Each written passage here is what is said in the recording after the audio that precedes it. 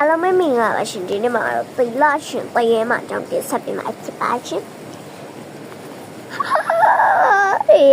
ငါသမီးရဲ့ဝိညာဉ်ကိုအစားထိုးရမယ်ကောင်းမလေးဆိုတာနဲ့တည်ရနော်ငါလည်းမျိုးမျိုးတန်နဲ့ထုပြီးတော့ရိုက်မနဲ့ချင်ပါဝဲငါသမီးလေးတို့ကငါလောက်ကလားကွာ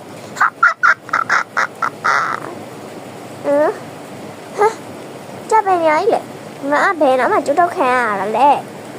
ရှင်ရဘာလို့လဲငါဒီလားရှင်ပရဲမှာပဲငါသမီးလေးမိအိုကိုခေါ်ဖို့လင်းကိုတိတ်ချင်လို့နေဝင်းနဲ့အစာတော့မှလေးနေကိုမရှို့ရမှာဟာကျမဘာလို့မရှို့မှာလဲကျမဘာလို့မရှို့ချင်ရလဲရှင်တို့ကဖာမလို့လဲဟာငါရဲ့သမီးလေးကိုမီးရှို့တတ်ခဲ့တဲ့သူလေးမို့လို့ကွာနေမဟုတ်ဘူးဆိုတာငါသိပါတယ်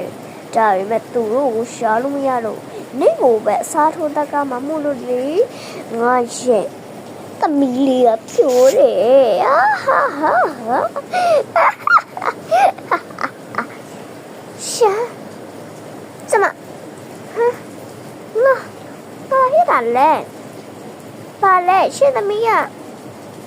ကိုလုံးခဲ့တဲ့သူတွေကိုအပြစ်ပေးရမှာဘာလို့ကျမလာပြရတာလဲမလောက်ပါနဲ့မီရှိုးပြီ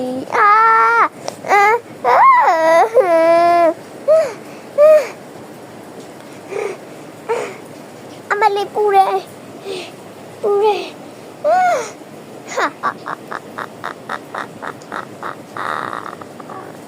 မိန်းကလေး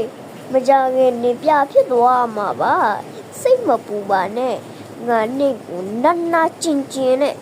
ကောင်းမွန်ဆက်ဆံပေးမှာပါကောင်းမွန်ဆက်ဆံပြီး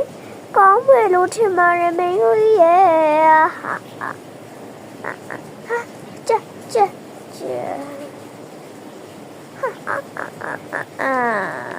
မင်းကူတော့ပြဖြစ်သွားပြီကဲ